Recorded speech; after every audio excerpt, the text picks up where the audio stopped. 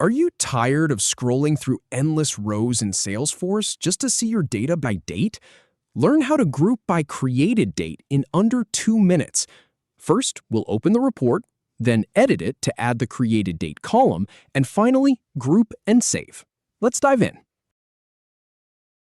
Start by clicking on the Reports tab to get to your list of reports.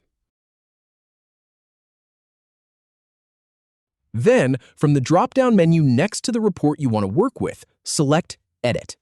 Now, click on Edit to open the report builder.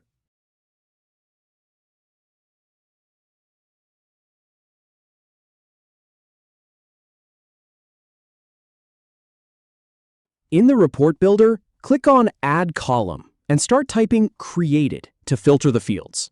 Then, click on Created Date from the search results to add it as a column.